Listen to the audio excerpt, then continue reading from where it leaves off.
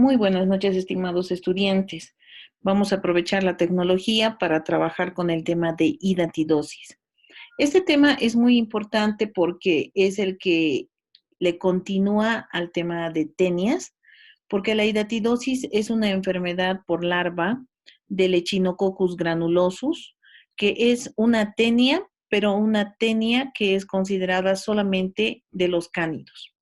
Entonces, para comenzar, como siempre, voy a trabajar con ustedes algunas preguntas que siempre nos hacemos y que ustedes pueden considerar importantes, como por ejemplo, ¿qué fase del Echinococcus produce la hidatidosis en el hombre? ¿Qué fase del parásito se presenta en el intestino de los cánidos? ¿Cuál es el principal mecanismo patógeno del quiste hidatídico? ¿En qué situaciones en el hombre se presentan los quistes con mayor frecuencia? Y la última, ¿cómo se puede tratar la hidatidosis? Para trabajar con la hidatidosis tendremos que hacer primeramente la definición. Básicamente es una enfermedad producida en animales y en el hombre por un ciclo heteroxénico accidental. Eso quiere decir que el ciclo se puede producir solamente entre animales y que llega a ser una enfermedad de tipo zoonótico en el caso en que el hombre de forma accidental pueda adquirir una forma del parásito. Básicamente, entonces diríamos que las formas larvarias se llaman metacéstodes y el ciclo de vida comprende dos huéspedes esenciales. El carnívoro, que es el huésped definitivo, y por huésped definitivo entendemos a aquel huésped que tenga el parásito adulto, y el herbívoro u omnívoro, que es el huésped intermediario, que presenta las formas larvarias en los tejidos. Vamos a decir entonces que esta enfermedad también se denomina echinococcosis quística o equinococcosis unilocular y como habíamos dicho antes, se trata de una zoonosis en la que el hombre se infecta en forma accidental y junto con una gran variedad de mamíferos, bovinos, ovinos, caprinos y porcinos, que desempeñan el papel de huéspedes intermediarios, ya que la forma patógena en ellos es la forma larvaria denominado quiste hidatídico. Los huéspedes definitivos del Echinococcus granulosus, o sea, del cesto de adulto, son los perros domésticos y algunos cánidos de tipo silvestre. En la taxonomía, podemos decir que estos pertenecen al Pilum platelmintos, clase Cestoda, orden Cyclopilidea, familia Taenidae, género Echinococcus, y las especies están entre el Echinococcus granulosus, multilocularis, Boyeli y Oligartus, que puede causar enfermedad en el gato salvaje, que podría ser su huésped definitivo. Vamos a hablar ahora de algunas características específicas del parásito. Básicamente es un céstode que en su vida adulta vive prendido de las vellosidades de la mucosa del intestino delgado, de su huésped definitivo, mide de 3 a 6 milímetros de longitud y está compuesto por el escólex, que es piriforme, que presenta además 4 ventosas y que tiene de 30 a 40 ganchos que miden 30 micrómetros. Además está dispuesto en una doble corona para una buena fijación. Tiene un cuello corto, aquí lo podemos observar, y un estróbilo que contiene solamente 3 proglótides. El proglótide más distal es el que se encuentra grávido y lleno de huevos. Este último mide aproximadamente 2 milímetros y posee ramas uterinas que contienen hasta 1500 huevos esféricos o elipsoidales. Estos se desprenden del estróbilo, se desintegran, dejando los huevos libres en el entorno. Eso quiere decir que el proglótide maduro, más distal, se va a desprender del resto del cuerpo de la tenia y una vez fuera de la estructura principal, entonces va a deshacerse y va a generar la salida de todos los huevos al exterior. Entonces, como habíamos dicho, el Scolex, haciendo un repaso, tiene 4 ventosas y tiene una doble corona de ganchos para una buena fijación. En los proglótides tenemos de 2 a 5, aunque muchas veces se ha podido observar solamente 3. Estos miden de 2 a 10 milímetros de longitud y cuando ya está maduro el proglótide, entonces se elimina, se desintegra y deja salir los huevos fuera. En cuanto a la morfología del huevo, la morfología del huevo tiene una característica muy similar a los huevos de la tenia. Estos huevos son liberados del proglótide final o grávidos en el intestino y son eliminados junto con las materias fecales. Los huevos miden aproximadamente de 38 micrómetros por 28 y contienen adentro de los huevos un embrión hexacanto, ¿sí? Y estos embriones en su viaje larvario en los capilares hepáticos o pulmonares tienen la apariencia de una masa citoplasmática con muchos núcleos que aproximadamente medirían de 30 a 35 milímetros y estos van a dar origen al quiste hidatídico. El quiste hidatídico va a variar en su tamaño de 60 a 70 milímetros hasta 20 a 30 centímetros. Este quiste es generalmente unilocular, es decir, tiene un solo volumen, es esférico, no tiene vellosidades y tiene 3 capas.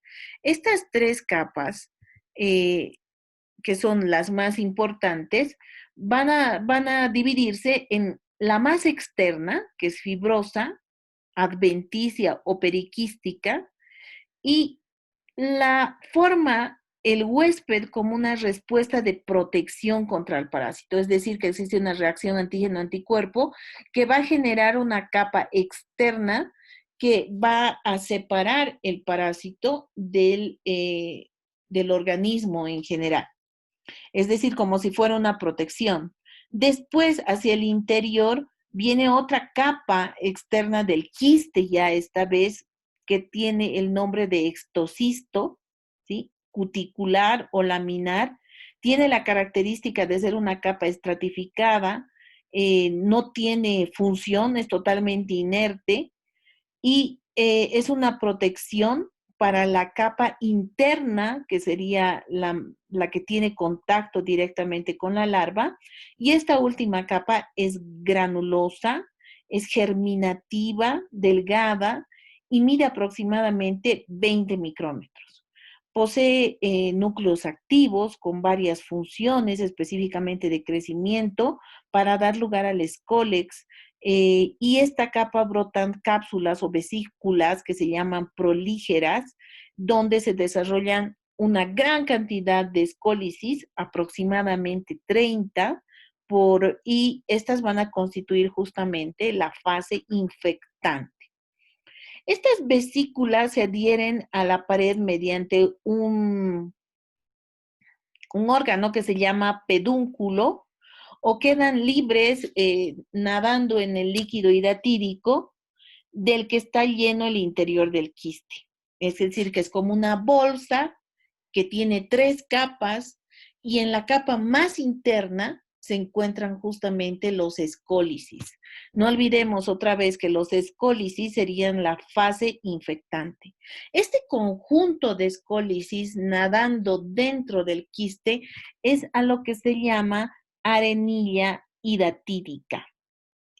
Bien, ¿qué más podríamos decir? Podríamos decir, por ejemplo, que las vesículas hijas tienen la misma estructura que la hidátide madre y la misma capacidad para formar vesículas prolígeras, escólisis y líquido hidatídico.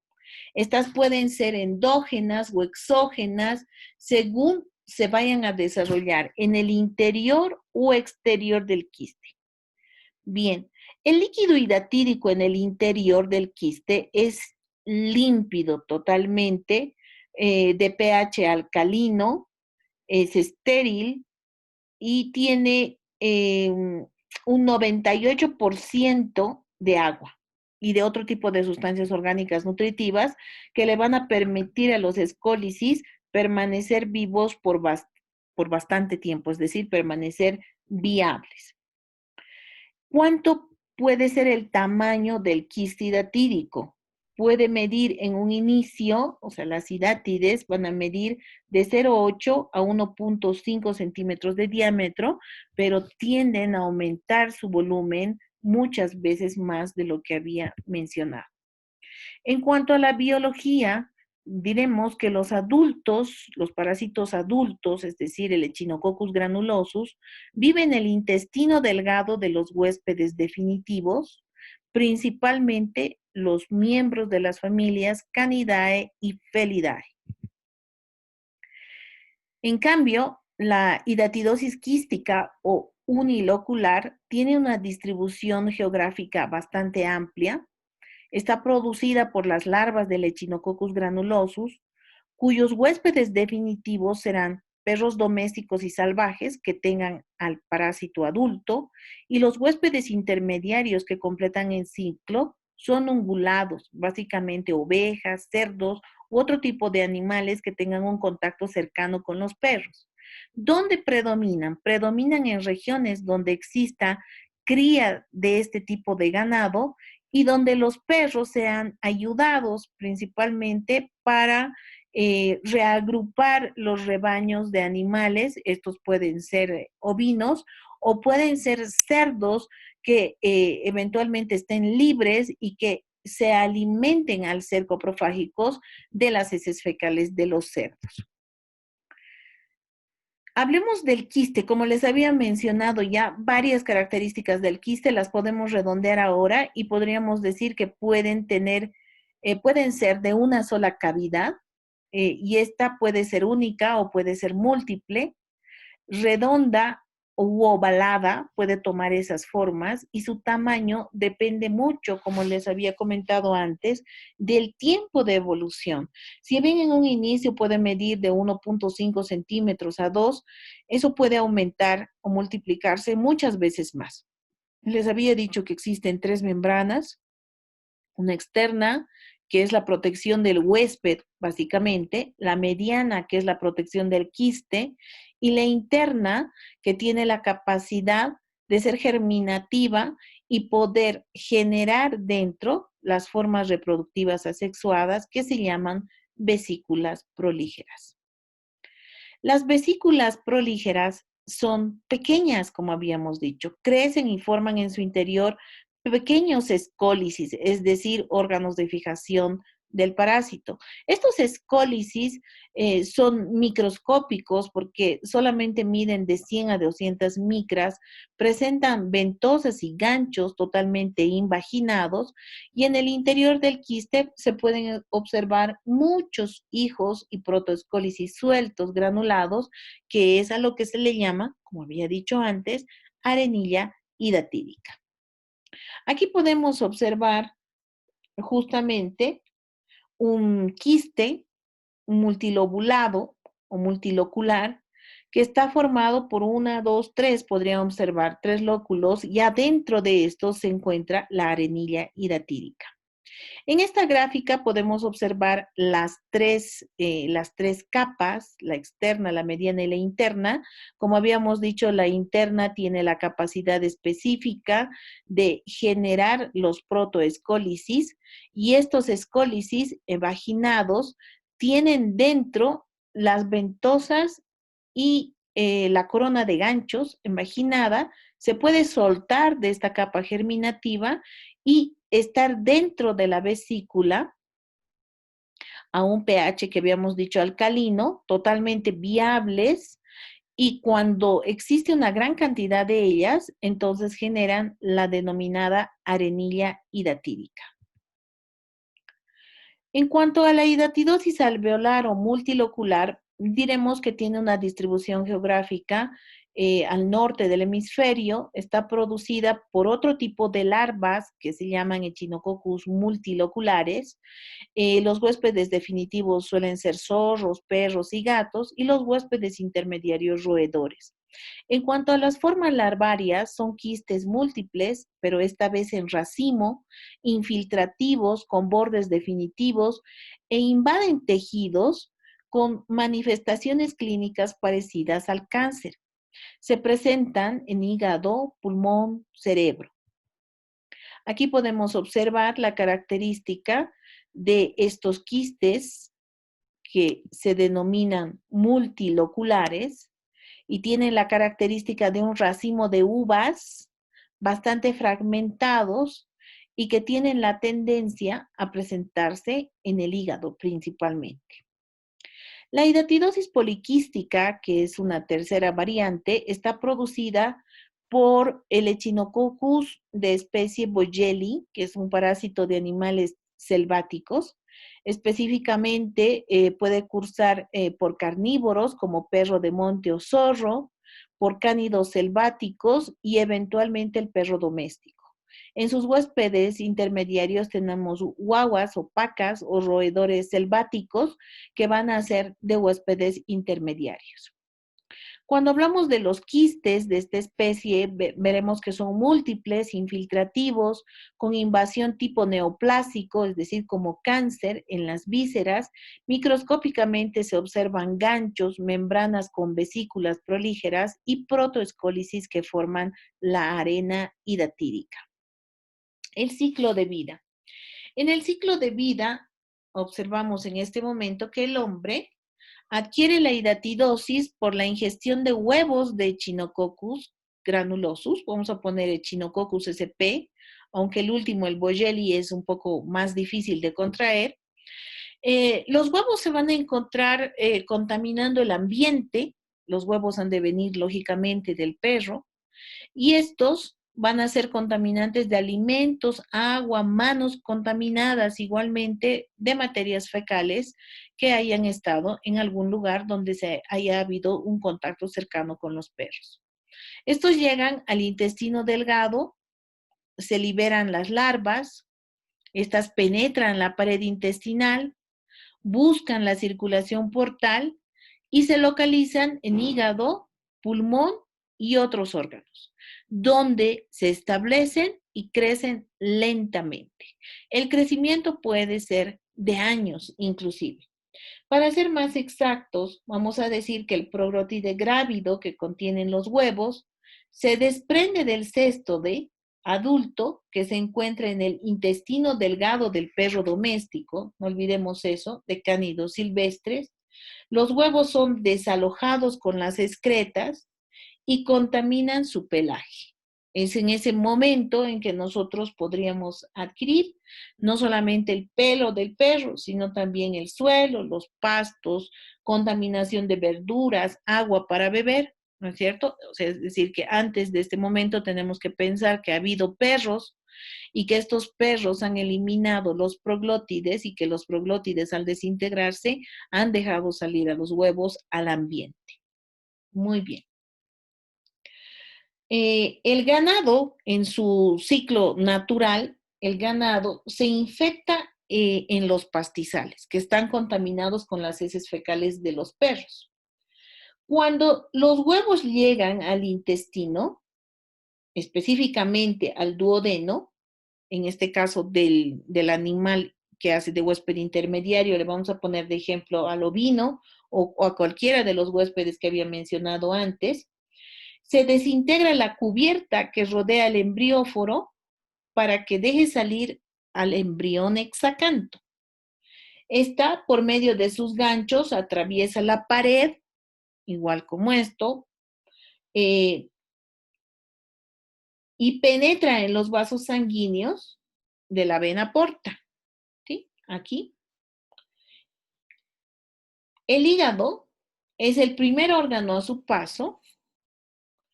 Y si el embrión llega a pasar a los capilares hepáticos, puede alcanzar otro tipo de venas, especialmente la cava inferior, para llegar al corazón derecho y de allí llegar a los pulmones. A este pasaje, a esta migración larvaria, se debe que su presencia sea muy frecuente en estos dos lugares, primero en el hígado y posteriormente en el pulmón, donde se empieza a desarrollar la hidátide, ¿no es cierto? Muy bien. Esta hidátide, o también llamada quiste hidatídico, al cuarto de día de que habría llegado al órgano, entonces comienza a desarrollar la fase larvaria, ¿sí? Y se inicia una vacuolización central. Esto va a generar en el futuro una cavidad y en esta cavidad es donde se va a desarrollar la cantidad de arenilla hidatídica que depende lógicamente de las veces que se vaya a dividir la hidátide. Para cerrar el ciclo natural, es importante que los canes, ¿sí?, que pueden ser domésticos o salvajes, ingieran las vísceras de los animales que son sus huéspedes intermediarios. Esta ingestión se va a hacer en el momento en que por cuestiones laborales de crianza de animales de consumo, sean sacrificados los animales en el campo y las vísceras sean dadas de alimento a los canes. En ese momento, ¿sí?, cuando se ingieren las vísceras con el quiste, los protoescólisis que están dentro de la arenilla hidatídica, eh, que son todos viables, salen, eh, o sea, salen todos juntos, el escólex se evagina, se fija rápidamente al intestino delgado y ahí se desarrolla el Echinococcus granuloso. El adulto tiene un tiempo de desarrollo de aproximadamente 61 días después de que se hayan ingerido los protoescólisis. Aquí tenemos entonces esto que había hablado, que es el ciclo natural. En el ciclo natural vamos a tener, como les había dicho, que el hospedador definitivo se comen las vísceras crudas que contienen los quistes, ¿no es cierto? Estos forman quistes uniloculares. Estos quistes que pueden ser uniloculares en cuestión de perros y multiloculares en animales salvajes o poliquísticos también. Estos van a generar protoescólisis que se desarrollan adultos en el intestino delgado, que están adheridos a la mucosa, producen huevos y son eliminados por las materias fecales. Muy bien, las materias fecales contaminadas son consumidas por los huéspedes intermediarios. Estos pasan, les había dicho, al hígado, por la vena porta llegan al corazón, del corazón a los pulmones y es ahí donde se desarrolla el quiste. Una vez que es sacrificado el animal, entonces el quiste es consumido justo con las vísceras, liberado luego en el intestino delgado y se fija y ahí desarrolla el parásito adulto. Aquí tenemos el ciclo, más gráficamente. Nosotros participamos, pero como un huésped accidental. Puede ser está muy relacionada a la crianza de animales de producción. Este animal de producción, en este caso, lo ponemos a un ungulado, es decir, a una oveja, y vamos a comenzar el ciclo entre ellos primero, ¿no? Habíamos dicho que el perro, que contiene el parásito adulto, libera junto con sus heces fecales a al proglótide y este proglótide se desintegra y deja salir a los huevos. Los huevos son contaminantes del ambiente, en este caso puede ser de la pastura de la que se alimenta el animal, y este va a dejar desarrollar dentro de sus vísceras el quiste hidatídico que luego va a ser consumido por el perro y el ciclo se puede desarrollar entre ellos. Si nosotros vemos esto gráficamente, el adulto se encuentra en el perro, el adulto es hermafrodita, deja desarrollar un proglótide distal, este al estar maduro, grávido, se desprende de la estructura general del parásito, cae al exterior, donde se desintegra el proglótide y elimina los huevos. Estos huevos tienen dentro un embrión hexacanto. Este embrión hexacanto, al ser consumido por el huésped intermediario, va a viajar desde el intestino delgado, que va a penetrar, va a alcanzar circulación, va a viajar por el hígado, el corazón y los pulmones, y va a dejar desarrollar en alguno de estos órganos los quistes hidatíricos. Estos quistes hidatíricos van a crecer. Sin embargo, tenemos que pensar en el tiempo de vida que tiene este animal antes de ser sacrificado para alimentación. Se piensa entonces que en esos lugares las personas ocupan la carne del animal y las vísceras son alimento para el perro. El perro entonces, al morder las vísceras, rompe los quistes y al romper los quistes libera la arenilla hidatídica. Esta arenilla hidatídica contiene a los protoescólicis que están invaginados, evaginan rápidamente, dejan salir el escólex y ese escólex se fija muy fuertemente de la mucosa del intestino delgado del perro y deja madurar al parásito adulto para continuar el ciclo. En el caso de nosotros, cuando el perro ha liberado los huevos, nosotros podríamos consumir de forma accidental los huevos y repetir el ciclo como si fuéramos un huésped intermediario y dejar desarrollar en nuestros órganos, especialmente el hígado, los pulmones, el parásito en su forma larvaria como un quiste. Bien, en cuanto a, a la patología, vamos a hablar, antes de hablar de la patología, hablemos de los mecanismos de acción.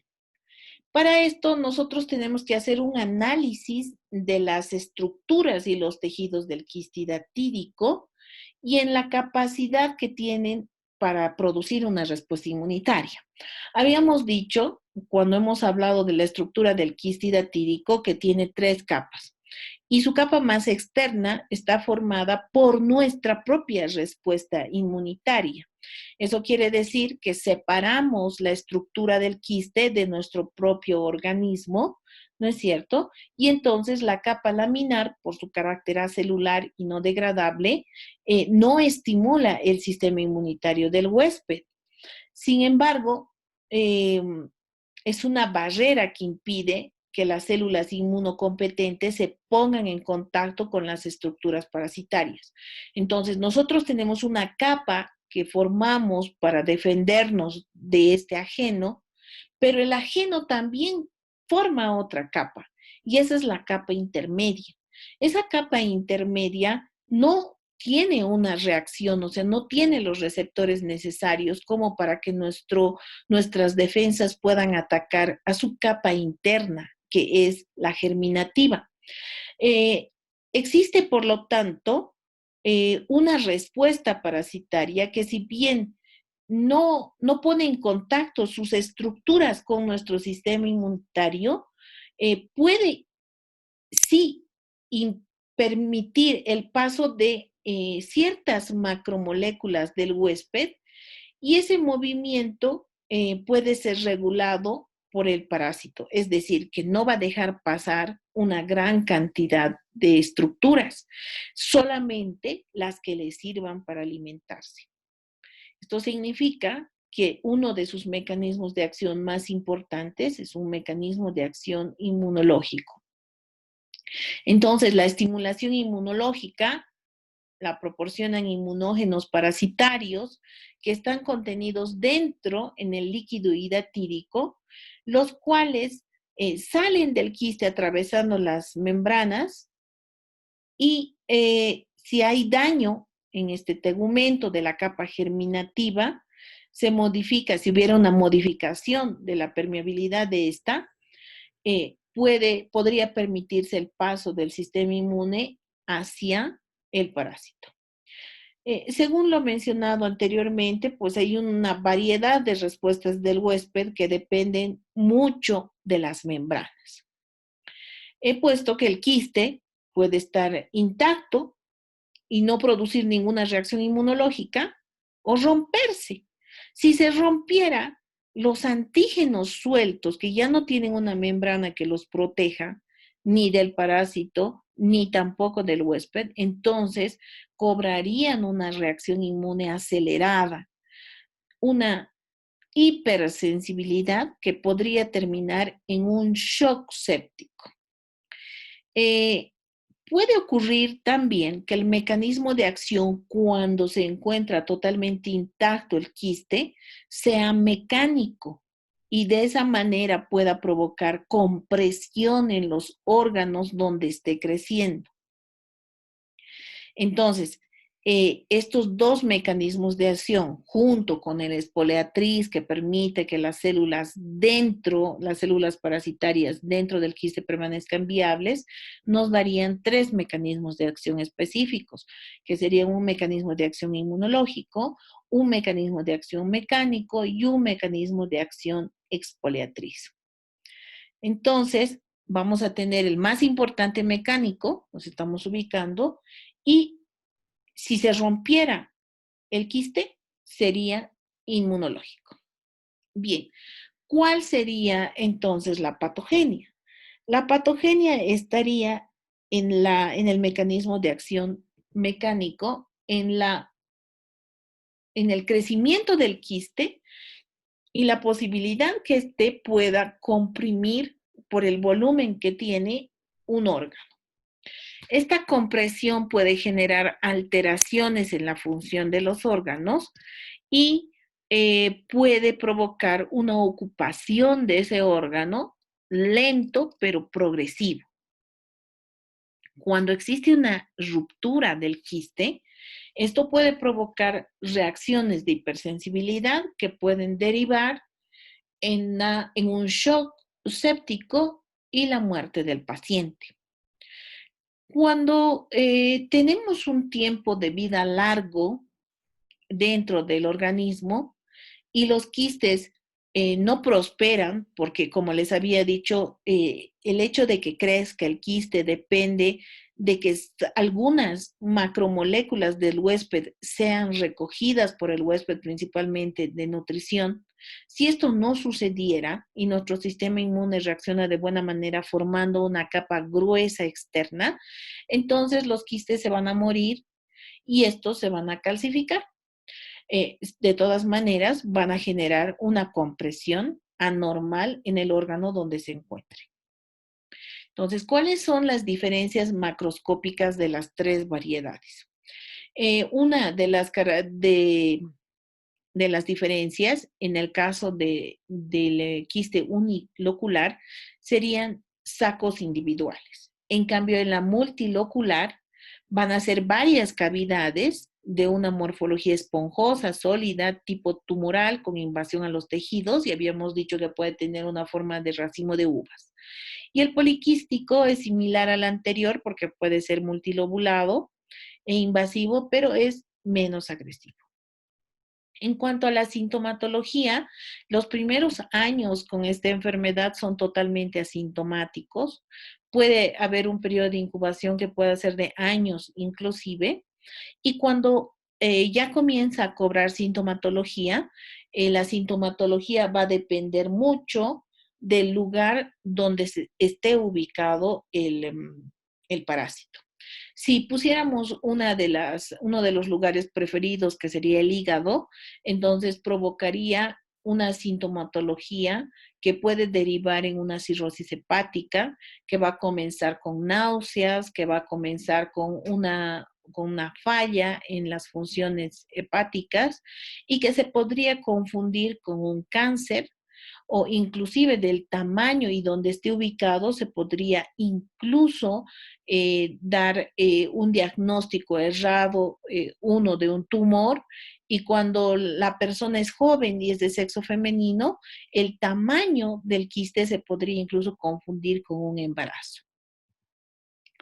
Entonces, cuando hay invasión hepática, hay aumento del tamaño del órgano, hay dolor, obstrucción y, por supuesto, ictericia, con todos los síntomas que están relacionados con un problema hepático.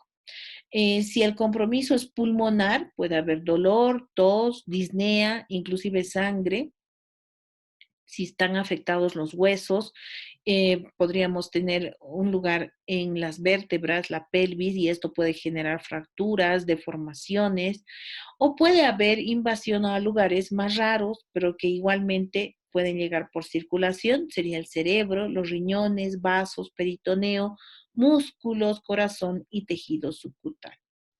En cuanto a la forma alveolar, el principal compromiso es el hígado, donde va a producir una ictericia obstructiva, y puede haber también invasión pulmonar o cerebral.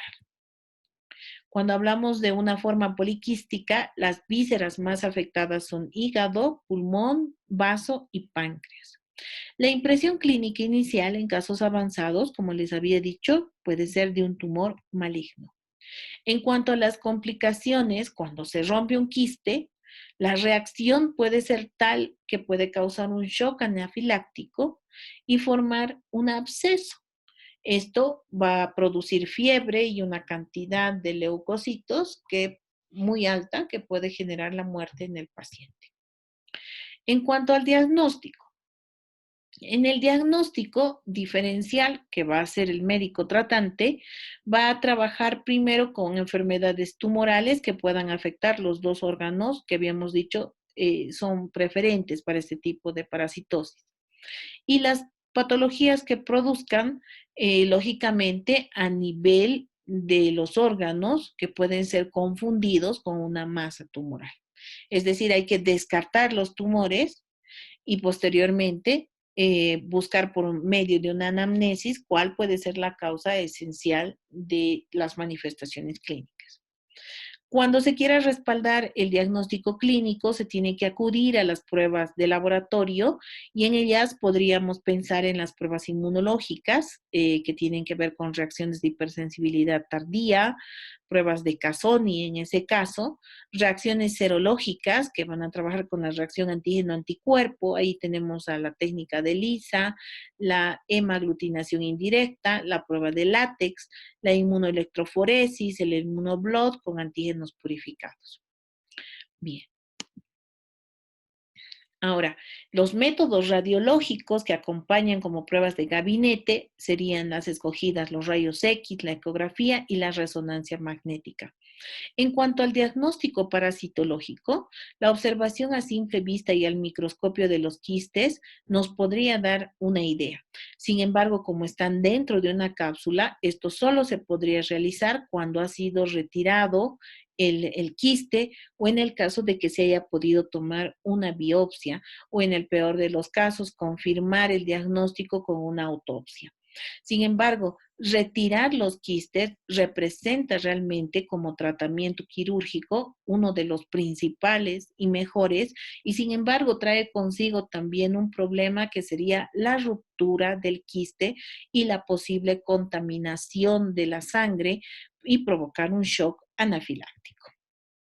Las bases diagnósticas en formas poliquísticas tienen que ver básicamente en la presencia de masas quísticas al examen físico, comprobado por métodos radiológicos, vivir o haber vivido en una zona rural de crianza de animales, donde además la coexistencia esté con perros, ¿no es cierto? O que se haya tenido más bien un tipo de vida lejano, más que rural, selvático, y haya habido una posibilidad de contaminación con heces fecales de animales de especies cánidos especialmente, donde haya habido la posibilidad de contaminación de agua o de alimentos. Tenemos que pensar también en las pruebas serológicas, que serían las mejores en este caso, en la selección, más económicas que las otras, y la comprobación parasitológica final de la membrana de quistes y ganchos al finalizar el proceso. En cuanto a la epidemiología, la hidatidosis unilocular por Echinococcus granulosus se encuentra presente en Asia, África y Australia. En América del Sur se han detectado casos en Argentina, Uruguay, Chile, Perú y sur del Brasil.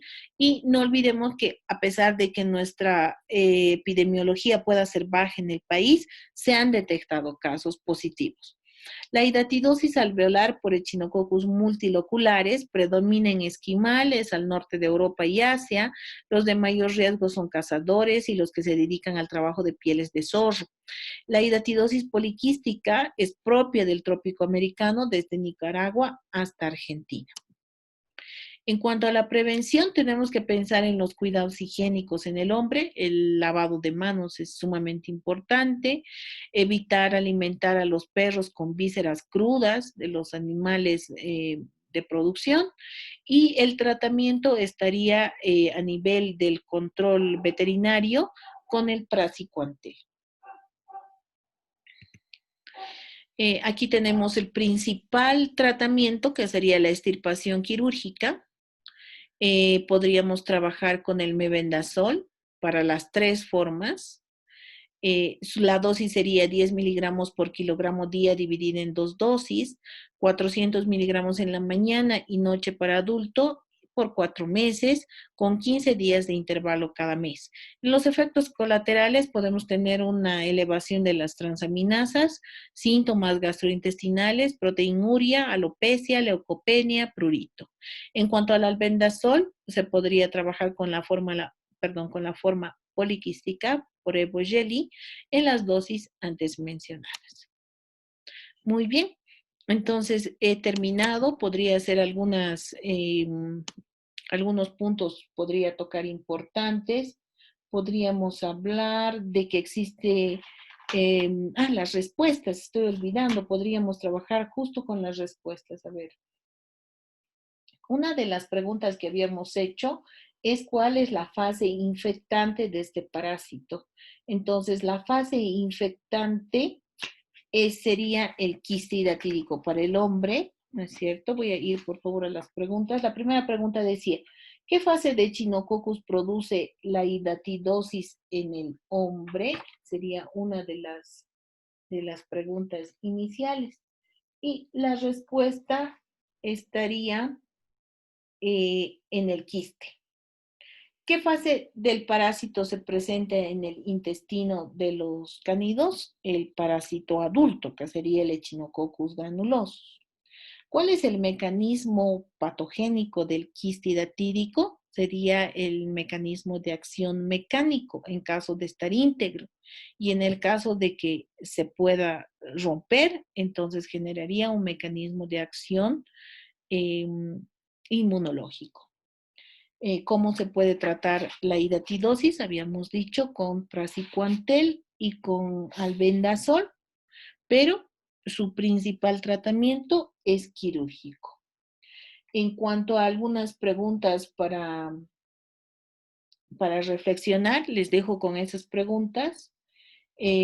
Podría preguntarles, por ejemplo, ¿cuándo se presentaría una complicación fatal en el caso de la hidatidosis? ¿En qué momento podría ocurrir? ¿Qué papel tiene la membrana germinativa en el mecanismo de acción de estos parásitos?